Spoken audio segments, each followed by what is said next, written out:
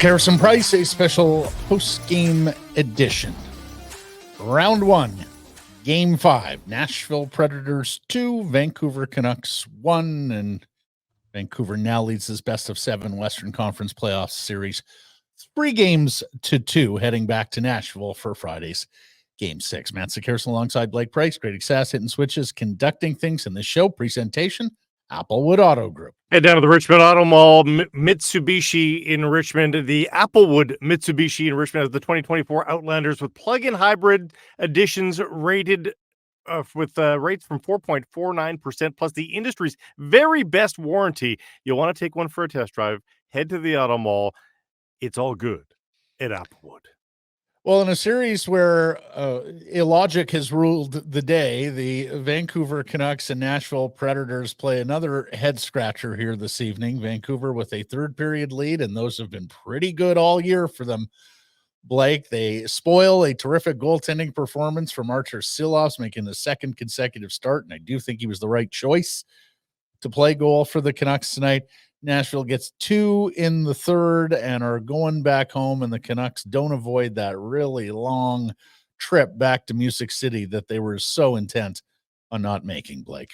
It's too bad. I thought the effort was very good. I thought they played very well. I thought at times they even dominated this game.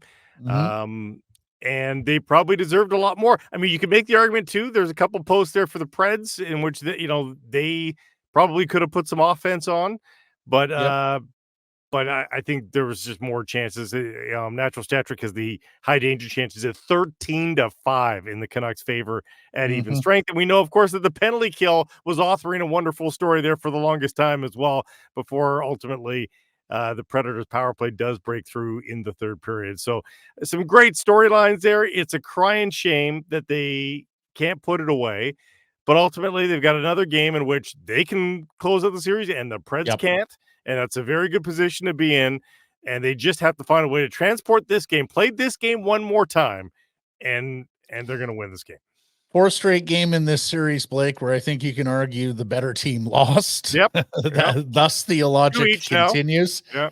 The Vancouver Canucks had killed off 17 consecutive Nashville power plays in this series. Predators scored on their very first power play of the series, had gone 0-4 since, but they strike when it matters most in the third period. And then, my friend, and I have to keep banging this drum because I just cannot believe we're here again with the Canucks.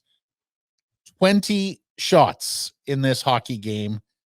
They now have 91 over 5 games. That actually ups their average slightly over 18 per game, Blake, but it is still not enough shots on the Nashville goal, and it looked like we might be seeing a different story in that regard. They didn't have a ton in the first period, but 7, and they were buzzing so much you thought, okay, tonight's the night where they actually get a lot of rubber on UC Saros. See how he handles that for the first time all series.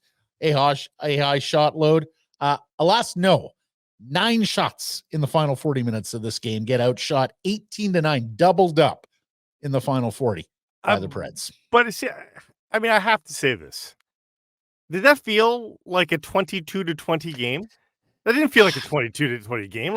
I think something must be up in the reporting. I mean, there's a time in the game where the Canucks went up to 21 shots and then went down to 18 again. This auditing.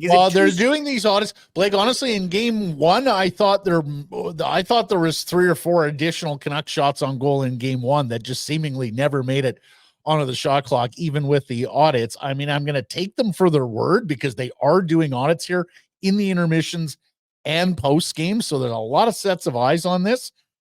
No, I agree with you. It did not feel like a game where there was only 42 combined shots. The shot attempts in this game are reasonably high. Nashville with 57, Vancouver with 55. But, once again, the Canucks are often looking for deflections, the slap passes.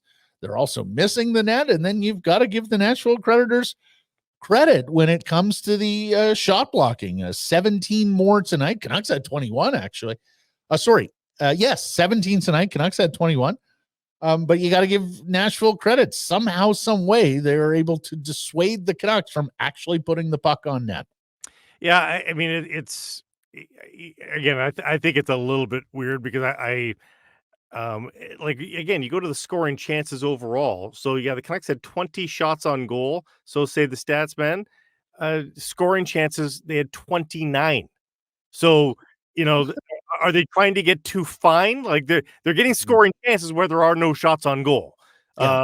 Which tells you, they're probably trying to thread this needle pretty finely on UC Saros, good goalie. But I don't think it necessarily tells the story anymore. When we've got these deep stats now, we can tell how busy the Canucks were, and they were awfully busy trying to score. Yeah, let me just correct myself. It's 19-15 block shots in the Canucks' favor. There was some friendly fire there as well. The other story in this game, and I believe it's been the case earlier in this series as well, but Nashville's just owning Vancouver in the face-off circle, winning 61% First of the two games was all Canucks. Ever since then, the last three, and since then it has been Nashville. No, and including against some pretty good centermen who usually are better than average. Elias Lindholm, I forget if it was game 3 or game 4, but one of those games he was getting his lunch handed to him in the face-off dot. And as I just look at it here on Lindholm tonight, 7 wins, 12 losses. Miller, 6 wins, 14 losses. Okay, let's put this to bed first and foremost. Artur Silovs was the right call tonight in goal. He's great. I thought the rookie was fantastic. Yep.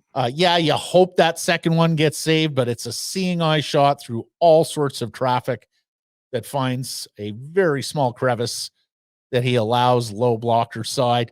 So I give him full credit. He was terrific. Shutout through 2 periods here tonight.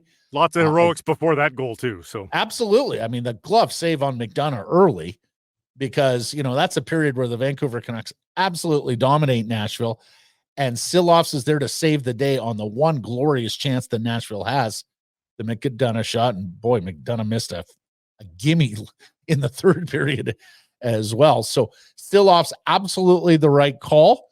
But now it opens up an interesting question. Blake, are you going back to a presumably healthier Casey DeSmith Friday in game 6, or are you riding Artur Silovs again after a strong performance? I love the rebound control. It seems a lot more calm with Artur Silovs. I'm tempted to say it's him. And ironically, I say I love the rebound contrle. The opening goal, that McDonough chance was the one big rebound that he gave up, but I hear what you're saying. The opening was the one thing, where he just sat there.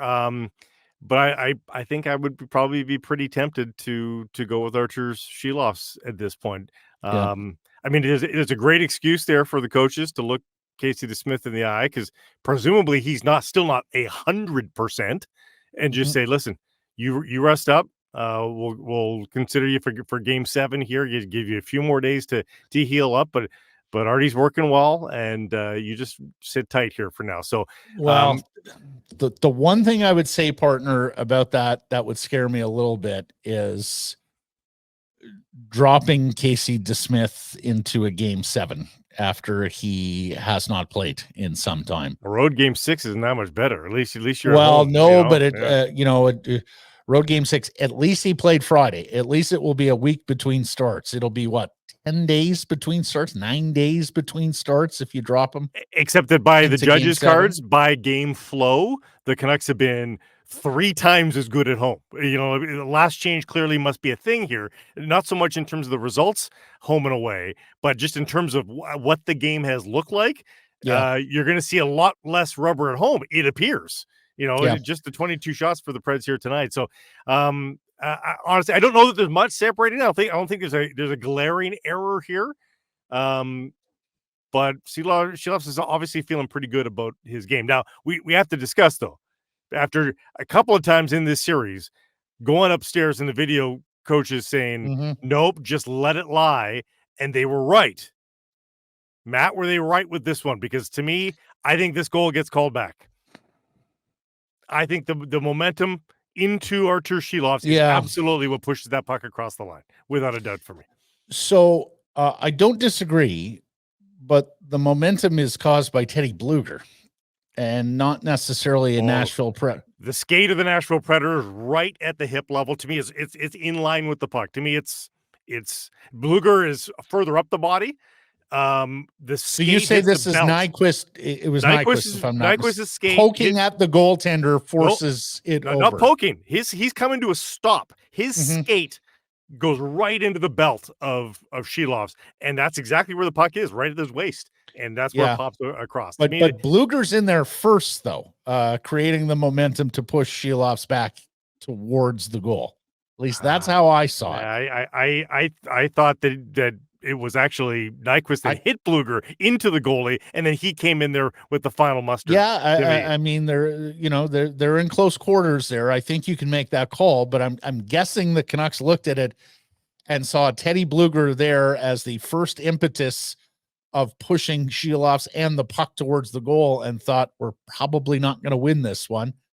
I'm sure that was the calculation, but I think it would have. Yeah, the minute you see an opposition player creating any momentum with the goalie, that's generally it. When they see the touching, the momentum shift of an opposition player into, to me, that's the non-starter. Yeah. Now, if you lose that challenge, it's 1-1, and you're killing a penalty. Well, you're killing a 5-on-3 because they're on a power play, right? Well, no, they would have just scored. So, no, it wouldn't be a 5-on-3. It would just be another 5-on-4. That was a power play goal. So your guy gets out, and then a new guy gets in. No, but if you right, okay, yes, if you're successful on the challenge, got it. Honestly, I think they've shown restraint on these challenges. I think they fell in love with that. I think they fell in love with the restraint. I think they've been right. I thought they were right the first couple of times. They were. And put it this way, I don't think it's any better than 50-50 on this one. No, probably not. So, for the most part, I've agreed with the tactics there of not challenging these debatable goals. Wanted to get to Quinn Hughes and what you thought. Well, before we get to Hughes, we should talk about why they're killing that penalty. And there's penalties there in the third period that also are a problem. Never mind that they might have been able to challenge that. You can't put yourself in the box in that position in the third period. Well, given what's happened. So this is the Joshua Boarding call, right? Joshua Boarding call and McKay and Zadorov as well. Yeah, and for sure. I mean, something that Elliot Friedman said in the second intermission stuck with me. They're calling a penalty on Vancouver in the third period because of missing that follow through high stick from Bluger on Tyson Barrie, Victoria's Tyson Barrie. That's not a miss. If it's on a follow through, it's not. It is. That's the law. That's the rule. That's what I thought. Yeah. But yet Elliot saying that so matter of factly, Blake, that's how this league works. Makeup calls. So, and look, it's a legitimate penalty. And I know Evangelista turns late, but this is the second time in the series where Joshua's hit somebody in the numbers. And in this case, with a potentially dangerous outcome there, with Evangelista crashing face first in the boards. So, they were looking for the Canucks. They got one. It was legitimate. And the Canucks, again, after 17 consecutive kills, weren't able to kill that one off. Now, what did you make of Hughes? He plays 23-21 in this hockey game. It's funny because in the first period, early on, Sherwood makes a point of finishing his check on Quinn Hughes, and you sit there and go, oh, it's going to be another long night for Quinn Hughes as they absolutely hammer away at him, make sure he pays the physical price. And yet I thought for the most part, he did a good job of avoiding body contact, and it looked like Nashville didn't seem to have the same commitment to hit him at every turn or run him, as Rick Tocchet was saying prior to Game 5. He looked way more Quinn Hughes-like in this game. His numbers belie that as well. I mean, his puck possession share is right where you'd think it would be. He was I thought skating a little bit better. He still fell randomly late in the third period there. There's still those weird things that are happening more than they used to, but no, I think Quinn Hughes looked fine. I think he was active. I think he was pushing the envelope, and late in the third period, there 5 minutes left to go in the final 5 minutes. I mean, the guy that was, to me, making things happen the most was probably Quinn Hughes. He was driving the bus and trying to drive this team to victory. And hey, Miller was there too, and even Elias Pettersson was visible in the final 5 minutes, and it was just not to be. A lot of chances for a lot of the big guns to make a difference, and it was just that close. Besser all alone in front. My goodness. Just it couldn't take it cleanly on a one time. It had to settle the puck, and by that time he had been stick checked a little bit. So yeah, I mean, it was right there. I thought that line was good, not necessarily great. Boy, I thought Blueger and McKay played really well tonight. I mean, I'm not sure anyone is either of them is ever going to score ever again, but boy, did they play well tonight. Let's get to Elias Pettersson for a second here, Blake. He plays more than 20 minutes in this hockey game, 20 minutes and 5 seconds.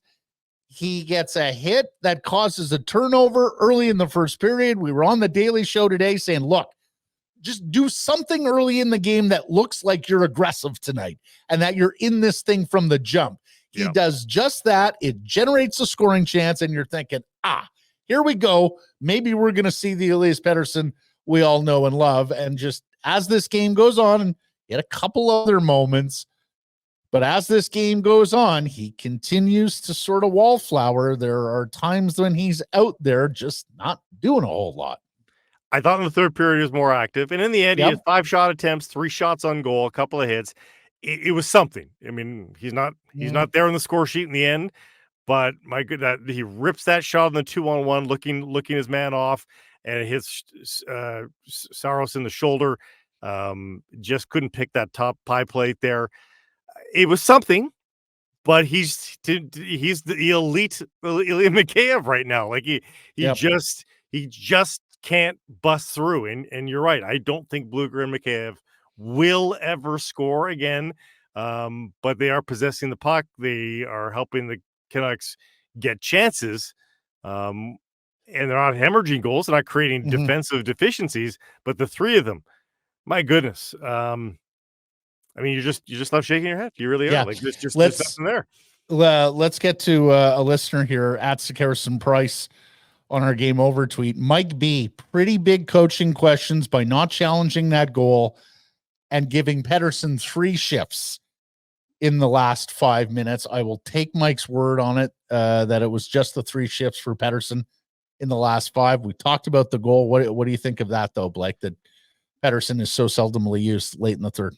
I mean, 3 shifts in 5 minutes isn't crazy low. I mean, he's probably out there for a significant amount of time. I'm just checking on it right now. Well, of course, with the goalie out probably there as well, I would think that, in terms of actual ice time, so it's a little more than that. In the last 5 minutes, he's out there for 2 shifts for a combined ice time of 3 minutes and 30 seconds. He played 3:30 of the final 5 minutes. Right. So I don't know how much more you want. Nikita Zadorov continues to be a hero in this series. The Canucks, as JPAT noted earlier today, since game 1, 3 even strength goals, make it 4 even strength goals, because they don't score on the power play. Other than the one game in Nashville, they have not scored on the power play in this series. 4 even strength goals, Blake, of course, not counting the 6-on-5 goals from Besser in game 4. 4 even strength goals in the last 4 games, 2 of them by big Nikita Zadorov. I mean, his goal was that's it all. His goal was something else. And for the most part, he played great. Didn't love his second period penalty. He's got to resist that urge a little bit. But I mean, he's been a monster in this series. He's been amongst the top 5 Canucks in this series. I don't think there's any doubt about it. Well, because listen to this. Let's run it down. Pettersson, 2 points in the series. Suter, 1 point in the series. Blueger, 1 point. DiGiuseppe, 1 point. Lafferty and Mikheyev, Höglander, 0 points in this series through 5 games. Höglander, I see all the effort, the feet are moving, and he runs into a player. They tie him up, and he to me, he looks like the little brother playing in the big brother game. And I don't say that because he's small. Connor Garland's very noticeable. Effectively the same size. So it's not about the hype, but you know what I mean? Like, he's doing too simple a thing right now. He's not thinking his way around the ice enough to find the open ice. And he's just running into Big Brother, who's got his hand on his forehead, and little brother can't go anywhere. That's what it feels like. It feels like when I'm watching. Hey, he's not the first player to get an indoctrination of the Stanley Cup playoffs first time through. Blake, I had Besser to get a point in this game. I had both teams to score in the first 10 minutes. 0 for 2 on my Bet365 best bets. Open an account with Bet365 today and bet on a huge range of markets. So whatever the sport, whatever the moment, it's never ordinary at Bet365. Use code VANBONUS, everybody. Use code VANBONUS when you're opening that account. I had the Canucks by 2, needless to say. I did not. Yeah, not so much. Either. Not so much. Well, we thought the Vancouver Canucks would have a week off had they wrapped up this series tonight. Pearl Jam, of course, at Rogers Arena Saturday, Monday. Likely an Edmonton Oilers second-round matchup that wouldn't have begun until Tuesday. Instead, now they have 2 days off. They're off to Nashville on Friday for Game 6 against the Predators. We got more hockey to cover in this series, buddy. Yeah, we do. And we'll do it on the Daily Show, Sekeres Price. On Wednesday, you can watch on YouTube and elsewhere, other social media platforms, live at 11:30 a.m. Pacific. Hey, everybody, if you're enjoying what you're seeing here, then follow along with Sekeres Price on YouTube. I promise more content coming. The kids call it subscribe on YouTube. Well, how about liking it? Do that as well. Smash it right now.